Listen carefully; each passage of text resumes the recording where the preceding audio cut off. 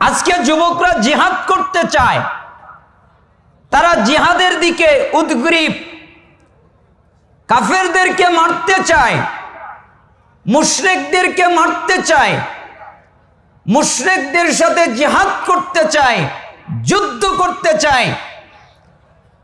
কিন্তু দেখা যায় আমাদের দেশে এই সুযোগ নাই। একটা সুযোগ আছে, কেউ যদি জ্ঞান অর্জন করে, ইলম অর্জন করে আর এই নিয়তে বাড়ি থেকে বের হয়, তাহলে জিহাদ করলে যে নেকি হয় আল্লাহ ওই নেকি তাকে দান করেন। শায়েখ আপনাদেরকে হাদিস বলছিলেন, আপনারা শুনছিলেন। হাদিসটা আমি একটু ভিন্ন আঙ্গিকে বলি। মুজামুল কাবির 659 নম্বর হাদিস একটা ছাপায়, বৈরুতের আরেকটি ছাপায় 641 নম্বর হাদিস। রাসূল সাল্লাল্লাহু আলাইহি ওয়াসাল্লাম বলেন, কেউ যদি কোনো মজলিসে যায় যেখানে কোরআনের কথা বলা হয়, যেখানে সুন্নাহর কথা বলা হয়, যেখানে হাদিসের কথা বলা হয়, যেখানে ইসলামিক কথাবার্তা বলা হয়, এই জায়গায় যদি তারা যায় আর 3টা কাজ যদি করে, কয়টা কাজ? 3টা। এক, বসে, দাঁড়িয়ে তার আলোচনা শোনে না। কেন দাঁড়িয়ে আলোচনা শোনা বেয়াদবি? আপনার কাছে আমি কোরআনের আয়াত বলবো, আপনি দাঁড়িয়ে থাকবেন এটা নয়, আপনি বসে পড়বেন। আপনার কাছে আমি হাদিস বলবো, আপনি দাঁড়িয়ে ইলম নিবেন, এটা আদব নয়, আপনি বসে পড়বেন। 2, তারা মনোযোগ দিয়ে আলোচনা শোনে, তার মানে বাদাম খায় না, বুট খায় না, কালাই খায় না, চা খায় না, পান খায় না, পানীয় খায় না, কোনো রকমের খাদ্য খায় না। 3, তারা শেষ পর্যন্ত থাকে, যতক্ষণ পর্যন্ত আলোচনা শেষ না হয়, যতক্ষণ পর্যন্ত বৈঠক শেষের দোয়া পাঠ করা না হয়, যতক্ষণ পর্যন্ত সুবহানাকাল্লাহুম্মা ওয়া বিহামদিকা আশহাদু আল্লা ইলাহা ইল্লা আনতা আস্তাগফিরুকা ওয়া আতুবু ইলাইক, এই দোয়াটা পাঠ করা না হয়, ততক্ষণ পর্যন্ত তারা থাকে। তার মানে 1, তারা বসে, 2, তারা মনোযোগ দিয়ে আলোচনা শোনে, 3, তারা শেষ পর্যন্ত থাকে। আল্লাহ সুবহানাহু ওয়া তাআলা রাসূলকে ডাক দিয়ে বলেন, নবী জি, আপনি বলে দেন। কি বলবো? আপনি এদেরকে জানান। কি জানাবো? আপনি বলেন, কদ গফারাল্লাহু লাকুম যুনুবাকুম, তাদের অতীত জীবনের যত পাপ আছে, যত অন্যায় আছে, যত অপরাধ আছে, আমি আল্লাহ মাফ করে দিয়েছি। অতীত জীবনের কোনো পাপ নেই, অতীত জীবনের কোনো গুনাহ নেই। সালাত, জোহরের সালাত যদি আদায় করে, পরবর্তীতে যদি আসরের সালাত আদায় করে, মাঝখানের সগীরা গুনাহ মাফ হয়ে যায়, কিন্তু গুনাহ নেকি হয় না। আল্লাহ তাআলা বলছেন, তাদের যত পাপ আছে আমি আল্লাহ মাফ তো করেই দেই। আপনি আরো বলেন, অবুদ্দিলাত সাইয়্যাতিকুম হাসানাত, আমি তাদের পাপকে, আমি তাদের অপরাধকে, আমি তাদের গুনাহকে নেকিতে পরিবর্তন করে দিই। পাপকে কি বানাই? নেকি। আপনি জোহরের সালাত আদায় করেন, মাঝখানে আসরের সালাত আদায় করবেন, এর মাঝখানে যত পাপ আছে আল্লাহ আপনাকে মাফ করে দিবেন, কিন্তু পাপ নেকি হবে না। আপনি রমাদানের সিয়াম পালন করবেন, পরবর্তী রমাদান আসবে, তার সিয়াম পালন করবেন, মাঝখানে যত সগীরা গুনাহ হয়ে যাবে আল্লাহ মাফ করে দিবেন, কিন্তু গুনাহ নেকি হবে না। আপনি জুমার সালাত আদায় করবেন, পরবর্তী জুমা এসে যাবে, ওই জুমার সালাত আদায় করবেন, মাঝখানে যত পাপ আছে আল্লাহ মাফ করে দিবেন, কিন্তু পাপ নেকি হবে না। আর যদি আপনি দিনী বৈঠকে বসে মনোযোগ দিয়ে আলোচনা শুনে শেষ পর্যন্ত থাকেন, আপনার যত পাপ আল্লাহ মাফ করবেন এবং আপনার পাপকে আল্লাহ নেকিতে পরিণত করে দিবেন। পাপ নেকি। আমি ছোট মানুষ তো, ভারী ভারী কথা বলা যায় না। আমি যদি ভারী কথা বলি তাহলে দেশ উল্টে যায়, আমি যদি কোনো ভারী কথা বলি তাহলে দেশ উল্টে যায়, একদিকে চলে যায়। আমি এক কথা বলি, বুঝুক আর না বুঝুক, বোঝে কিনা আল্লাহ ভালো জানে। আমি যদি এক কথা বলে ফেলি তাহলে দেশ উল্টে যায়। এখন যদি আবার ফতোয়া দেই যে এই দেশের মাটিতে মানুষ দান করে, ভালো কথা। দান করার পরে তাদের হাতে যখন দান করা হয় তখন তারা বলে আল্লাহুম্মা সাল্লি আলাই, আল্লাহুম্মা বারিক আলাই। দান করার পরে এই দোয়া পাঠ করা হয়। আমি যদি বলি এই দোয়া পাঠ করা জায়েজ, তবে এটা সুন্নাত নয়। এই দোয়া পাঠ করা জায়েজ, তবে এটা সুন্নাত নয়। কেন? আল্লাহুম্মা সাল্লি আলাই, আল্লাহুম্মা বারিক আলাই, এই মর্মে কোনো সহিহ হাদিস নাই, কোনো যঈফ হাদিস নাই, কোনো জাল হাদিস নাই। এটা এমনিতেই চলে। আপনি তাহলে খেপে যাবেন। বলে কি? ছোট একটা বাচ্চা উল্টাপাল্টা কথা বলে, এটা বলে হাদিসে নেই। আমার মরা পর্যন্ত আপনাকে সময় দিলাম, আপনি হাদিস বের করেন। আল্লাহুম্মা সাল্লি আলাই বুখারীতে এতটুকু আছে, আল্লাহুম্মা বারিক আলাই নাই, আছে বারাকাল্লাহু লাকা ফি আহলিকা ওয়া মালিক, এটা আছে। তা আপনি ওটা বলেন। আমি যদি এবার উল্টা বলি তাহলে বলবে দেশের আলেম ওলামা একদিকে আর এই ছোট বাচ্চা আরেক দিকে। আমি যদি আপনাকে বলি কোন মানুষ যদি মারা যায়, ইন্না লিল্লাহি ওয়া ইন্না ইলাইহি রাজিউন, আপনি এটা পাঠ করতে পারবেন, এটা অনুমতি আছে, এটা জায়েজ আছে, আপনি পড়তে পারেন, তবে এটা উত্তম নয়। তখন এই দেশের মানুষরা বলবে ছোট্ট ছেলা বলে কি এটা নাকি পড়া যাবে না। আমি কি বলছি? এটা পাঠ করা জায়েজ, তবে উত্তম নয়। উত্তম কোনটা? কেউ যদি মারা যায় তাহলে সে যখন শুনবে অমুক লোকটা মারা গেছে, তখন বলবে আলহামদুলিল্লাহ, ইন্না লিল্লাহি ওয়া ইন্না ইলাইহি রাজিউন। আগে বলবে আলহামদুলিল্লাহ, তারপরে বলবে ইন্না লিল্লাহি ওয়া ইন্না ইলাইহি রাজিউন। তাহলে এক শ্রেণীর চুতারা খেপে যাবে। কেন? বলে কি সারা জীবন বাপ মা বলছে ইন্না লিল্লাহ, সারা জীবন আলেম ওলামা বলছে ইন্না লিল্লাহ, সারা জীবন বক্তা বলছে ইন্না লিল্লাহ, আর এ বলছে আগে বলতে হবে আলহামদুলিল্লাহ। আমি বলিনি। এখন খোলেন তিরমিজি 1021 নম্বর হাদিস, এখন খোলেন তিরমিজি 1021 নম্বর হাদিস, এখন খোলেন তিরমিজির 1021 নম্বর হাদিস। আল্লাহ নবী সাল্লাল্লাহু আলাইহি সাল্লাম বলেন যে একটা লোকের বাচ্চা মারা গেল, একটা লোকের ছেলে মারা গেল, আল্লাহ তাকে জিজ্ঞেস করলো মালাকদের, আচ্ছা তার কলিজাকে তুমি নিয়ে আসলে? আমি নিয়ে আসলাম। তার কলিজাকে তুমি নিয়ে আসলে? আমি নিয়ে আসলাম। আচ্ছা ওই লোকটা কি বলল যখন তার ছেলেটা মারা গেছে? তখন সে বলল আলহামদুলিল্লাহ, আপনার প্রশংসা করলো। এরপরে বলল ইন্না লিল্লাহি ওয়া ইন্না ইলাইহি রাজিউন। আল্লাহ তাআলা বলেন যেহেতু সে আলহামদুলিল্লাহ বলেছে, তাহলে জান্নাতে ওর জন্য একটা প্রশংসার ঘর তোমরা তৈরি করো। আলহামদুলিল্লাহ না বললে প্রশংসার ঘর তৈরি হয় না। ইন্না লিল্লাহ বলা জায়েজ, ইন্না লিল্লাহ বললে আপনার প্রশংসার ঘর তৈরি হবে না, আপনি প্রশংসার ঘর পাবেন না। যখন আলহামদুলিল্লাহ এরপরে ইন্না লিল্লাহ বলবেন, তখন আপনি প্রশংসার ঘর তৈরি হবে, এর আগে আপনার তৈরি হবে না। তা আজকে এই ফতোয়া দিলে জাতি উল্টে যাবে। কেন? আমার কথা নাকি উল্টানো হয়। সবাই বলবে উল্টা কথা। সারা জীবন মানুষ বলে একটা আর এ বলে আর একটা। যেমন আর একটা কথা যদি বলি, কি বলি? হাদিসে সারা জীবন এসেছে মজলিস শেষের দোয়া করেন নাই? হানাফি বলেন, আহলে হাদিস বলেন, শাফি বলেন, মালিকি বলেন, হাম্বলি বলেন, যত মাযহাব আছে সমস্ত মাযহাব একমত যে বৈঠক যখন শেষ হবে তখন দোয়া পড়বে। আচ্ছা বৈঠক শেষের দোয়া 8 নম্বর বক্তা পড়তে পারবে? আপনার মনে আমার কথা বুঝতে পারেননি। বৈঠক শেষের দোয়া, তার মানে যখন বৈঠক শেষ হবে তখন দোয়া পড়বে। এটা আমরা হাদিসে পড়েছি। মজলিস শেষের দোয়া বিদাত হয় কি করলে? বাড়ালে হয় বিদাত। বিদাত হয় কি করলে? কমালে হয় বিদাত। বিদাত হয় কি করলে? চেঞ্জ করলে হয় বিদাত। আল্লাহ যেই বিধান দিয়েছে এখান থেকে যদি আপনি বাড়ান তাহলে হবে বিদাত। আল্লাহ যেই বিধান দিয়েছে এখান থেকে যদি আপনি কমান তাহলে হবে বিদাত। আল্লাহ যেই বিধান দিয়েছে এখান থেকে যদি চেঞ্জ করেন তাহলে হবে বিদাত।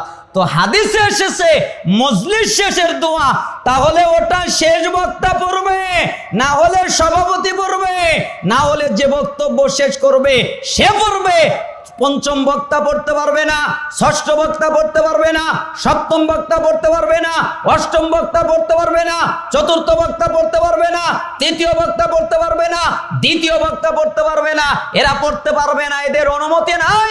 এরা যদি পড়ে তাহলে ওটা সুন্নাত থাকবে না, ওটা বিদআত হয়ে যাবে, পরিবর্তন ঘটবে দিনে। তা আপনারাই তো পড়েন। কে পড়ে? হানাফিরা পড়ে?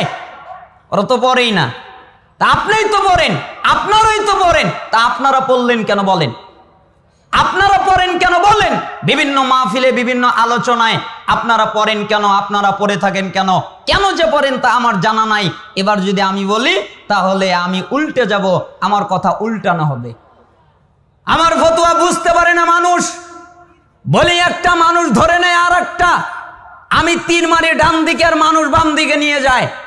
আমি মারি উপর থেকে আর মানুষ নিচ থেকে মারে। আমি যেটা বোঝাতে চাই মানুষ সেটা বুঝতে চাই না। ঈমান ভঙ্গের কারণ এই জাতিকে বোঝানো যায় না। ঈমান ভঙ্গের কারণ খুব জটিল। মানুষ বোঝে, মানুষ জানে। তারা বলে ইন্নাহু মাইয়ুশরিক বিল্লাহ, নিশ্চয়ই যে ব্যক্তি আল্লাহর সাথে শিরিক করে ফাকাদ হারামাল্লাহু আলাইহিল জান্নাহ, আল্লাহ তাআলা তাদের জন্য জান্নাত হারাম করে দেন। ওয়া লিজ জালিমিনা মিন আনসার, এরা হলো জালেম, এদের কোনো সাহায্যকারী নাই। তার মানে যারা শিরিক করে এরা জালেম। মানুষ বুঝতে পেরেছে যে জালেমদের জন্য জান্নাত হারাম, যারা শিরিককারী জালেম এটা বুঝতে পেরেছে। সূরা মায়েদার ৭২ নম্বর আয়াত, কিন্তু সূরা সাজদার ২২ নম্বর আয়াত বুঝতে পারে নাই। কেন? আল্লাহ তাআলা বলেছেন আমান আযলামা মিম্মান যুক্কিরা বিআয়াতি রাব্বিহি সুম্মা আরাদা আনহা ইন্না মিনাল মুজরিমিনা মুনতাকিমুন। নিশ্চয়ই তার চাইতে বড় জালেম কে? তার চেয়ে বড় অত্যাচারী কে? তার চেয়ে বড় জুলুমকারী কে? যাকে তার রবের আয়াত দিয়ে উপদেশ দেওয়া হলে সে সেখান থেকে মুখ ফিরিয়ে নেয়। এর চেয়ে বড় জালেম কে? এর চেয়ে বড় অত্যাচারী কে? পৃথিবীর সমস্ত আকীদার ইমাম, যারা আকীদা বিশেষজ্ঞ, মুহাম্মদ বিন আব্দুল ওয়াহাব রাহিমাহুল্লাহ, তিনি ওসাইমিন রাহিমাহুল্লাহ, তিনি বিন বাজ রাহিমাহুল্লাহ, তিনি আলবানী রাহিমাহুল্লাহ, তিনি শাইখ ফাউজান আল ফাউজান, তিনি এমনকি পৃথিবীর যারা আকীদা বিশেষজ্ঞ ইমাম ইবনে তাইমিয়া রাহিমাহুল্লাহ, তিনারা সহ তারা এই সূরা সাজদার ২২ নম্বর আয়াত দিয়ে দলিল দিচ্ছেন, যারা জ্ঞান অর্জন করে না, যারা ইলম অর্জন করে না, তাদের ইসলাম থাকে না, তাদের ঈমান থাকে না, তাদের ইসলাম ভেঙে যায়, তাদের ঈমান ভেঙে যায়। এটা কিতাবে আছে, এটা বইয়ে আছে, এটা পড়ে মানুষ জানে, ওর সব বোঝে, কিন্তু বক্তব্য দিলে অসুবিধা। আপনারা আমার কথায় রাগ করতেছেন? জান, আপনাদের আর খেপাচ্ছি না। আপনাদেরকে আমি কয়েকটা মণিমুক্তা বলার জন্য এখানে বসেছি। আপনাদের কিছু মণিমুক্তা দিব। যেহেতু এই জায়গায় অনেক বড় বিজ্ঞ আলেম কথা বলেছেন, আরও অনেক বিজ্ঞ আলেম তারা কথা বলবেন। আমি ছোট নগণ্য মানুষ, আপনাদেরকে পেছে ফেলতে চাই না। আল্লাহ সুবহানাহু ওয়া তাআলা আল্লাহর জান্নাতের জন্য আপনাদেরকে কবুল করে নিন। আপনাদের জন্য আমার পক্ষ থেকে প্রথম নসিহত, প্রথম মণিমুক্তা, আপনারা এই এক একটা কথাকে, এক একটা বাক্যকে আপনি মনে করবেন কোটি টাকা তার চেয়েও বেশি দাম। কেন? এই বাক্য আপনার জীবন পরিবর্তন করবে। আমার জীবন পরিবর্তন করে দিয়েছে, আমাকে পরিবর্তন কিছু না কিছু করেছে, আপনাকে পরিবর্তন করবে, এটা আমি বিশ্বাসী। একটা কথায় তিনটা কথা। এক, নিজেকে নিরাপদ মনে করবেন না। আপনি মনে করবেন না আমি নিরাপদ। নিরাপদ মানে আমি তো জান্নাতে চলে গেছি, আমি তো সালাত আদায় করি, আমি তো সিয়াম পালন করি, আমি তো যাকাত দেই, আমি তো হজ আদায় করেছি, আমি তো জিকির আজকার করি, আমি তো কোরআন তেলাওয়াত করি, তাহলে তো আমি নিরাপদ, তাহলে তো আমি বেঁচে গেছি, আমাকে কে ঠেকায়? এজন্য আমি আপনাকে বলছি, আপনি আপনাকে নিরাপদ মনে করবেন না। আপনি মনে করবেন না আমি বেঁচে গেছি, আমি নিরাপদ, আমার কোনো ভয় নাই, এটা আপনি মনে করবেন না। কেন? সহিহ বুখারী ভালো করে বুঝবেন। এ বক্তব্য যদি আপনারা উল্টা বোঝেন তাহলে কিন্তু অসুবিধা হয়ে যাবে। আপনারা ভালো করে বুঝবেন। সহিহ বুখারী ৬৪৬৩ নম্বর হাদিস, সহিহ বুখারী 6463 নম্বর হাদিস। এটা আন্তর্জাতিক ছাপা। আর ইসলামিক ফাউন্ডেশন বাংলা অনুবাদ 6019 নম্বর হাদিস। আবু হুরায়রা রাদিয়াল্লাহু আনহু বলেন, রাসূল সাল্লাল্লাহু আলাইহি ওয়াসাল্লাম বলেছেন, লান ইউনাজ্জিয়া আহাদাম মিনকুম আমালুহু। আল্লাহ নবী সাল্লাল্লাহু আলাইহি সাল্লাম সাহাবীদেরকে লক্ষ্য করে বললেন, সাহাবীরা শোনো, সাহাবীরা শুধু নয়, সমস্ত উম্মতে মুহাম্মদী এই বাক্যের অন্তর্ভুক্ত। আল্লাহ নবী সাল্লাল্লাহু আলাইহি সাল্লাম বললেন, লা ইউনাজ্জিয়া আহাদাম মিনকুম আমালুহু। তোমাদের আমল, তোমাদের ইবাদত, তোমাদের কর্ম, তোমাদের আমল, তোমাদের ইবাদত, তোমাদের কর্ম তোমাদেরকে বাঁচাতে পারবে না, তোমাদেরকে মুক্তি দিতে পারবে না, তোমাদেরকে রক্ষা করতে পারবে না। কথাটা ভারী হয়ে গেল না? আমল করি বাঁচার জন্যে। সারা জীবন হুজুররা বলে সালাত আদায় করো বেঁচে যাবে, যাকাত দাও বেঁচে যাবে, সিয়াম পালন করো বেঁচে যাবে, হজ আদায় করো বেঁচে যাবে, জিকির আজকার করো বেঁচে যাবে, কোরআন তেলাওয়াত করো বেঁচে যাবে। আর এই বক্তা বলছে যে না না না, আমল দিয়ে বাঁচা যাবে না। তাহলে বক্তব্য কেমন হলো না? আমি বলিনি, আল্লাহ নবী সাল্লাল্লাহু আলাইহি সাল্লাম বলেছেন, শোনো, তোমাদের আমল। এখানে আরেকটা কথা আমি লাগিয়ে দেই, শুধু আমল। কি আপনারা রাগ করেছেন আমার উপর? কি শুধু আমল? কি বললাম? শুধু আমল। তার মানে এর সাথে আরো কিছু লাগবে। শুধু আমল, শুধু সালাত, শুধু যাকাত, শুধু সিয়াম, শুধু হজ, শুধু জিকির আজকার, শুধু কোরআন তেলাওয়াত আপনাকে মুক্তি দিবে না, আপনাকে বাঁচাতে পারবে না, আপনাকে রক্ষা করতে পারবে না। সাহাবীরা অনেক চালাক।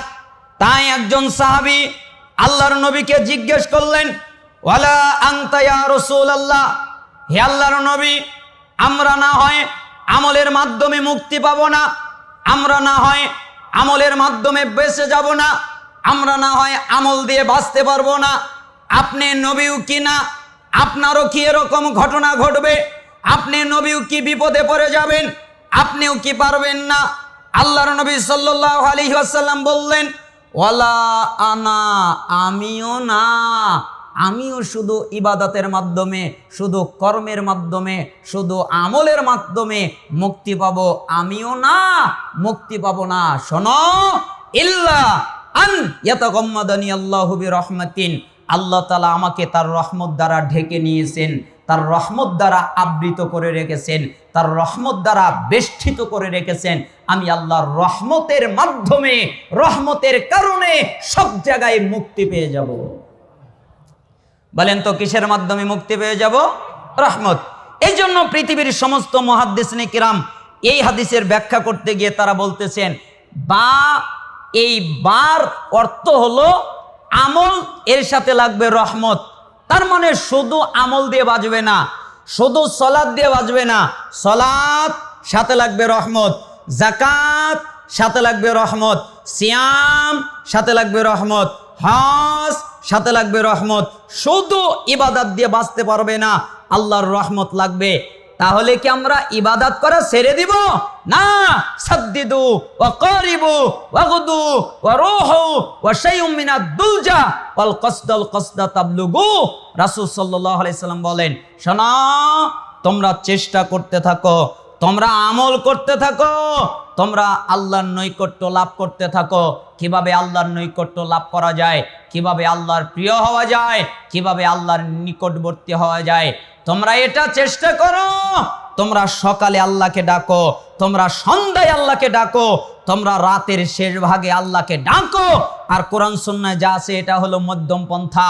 কোরআন সুন্নাহয় যা আছে এটা হলো মধ্যম পন্থা। তোমরা মধ্যম পন্থা অবলম্বন করো। ওয়াল কসদাল কসদা তাবলুগু, এই মধ্যম পন্থা তোমাদের লক্ষ্যে পৌঁছাবে, অর্থাৎ মধ্যম পন্থা তোমাদের জান্নাতে নিয়ে যাবে।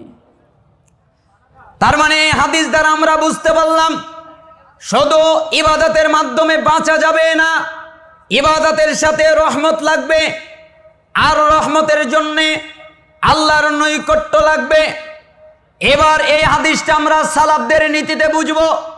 জনেক সালাফ বলেন, ওয়াল আখিরাতু ইম্মা আফুল্লাহ আও ইন্নার। তোমরা কি জানো আখিরাত কি? আখেরাত কি তা কি তোমরা জানো? আখেরাত হলো ক্ষমার জায়গা। আল্লাহ তাআলা আখেরাতে ক্ষমা করে দিবেন। হে আমার বান্দা, যাও আমি তোমাকে মাফ করে দিলাম। হে আমার বান্দা, যাও আমি তোমাদেরকে মাফ করে দিলাম। হে আমার বান্দা বান্দিরা, যাও আমি তোমাদেরকে মাফ করে দিলাম। এটা হলো আখেরাত। আল্লাহ তাআলা আখেরাতে মাফ করে দিবেন, আল্লাহ তাআলা আখেরাতে ক্ষমা করে দিবেন। আল্লাহ তাআলা যদি আখেরাতে মাফ না করেন, আল্লাহ তাআলা আখেরাতে ক্ষমা না করেন, তাহলে জাহান্নাম। ওটা হলো আখেরাত। দুইটার একটা ঘটবে, হয় ক্ষমা না হলে জাহান্নাম, হয় ক্ষমা না হলে জাহান্নাম। তোমাদেরকে জাহান্নামে দিবেন, আর যদি জাহান্নাম না হয় তোমাদেরকে ক্ষমা করে দিবেন, তোমাদের ক্ষমা করে দিবেন। আর যদি ক্ষমা না হয় তোমাদেরকে জাহান্নামে দিবেন। এটা হলো আখেরাত। আখেরাত জায়গাটা হলো ক্ষমার জায়গা, আখেরাত জায়গাটা হলো জাহান্নামের জায়গা। ক্ষমা নতুবা জাহান্নাম।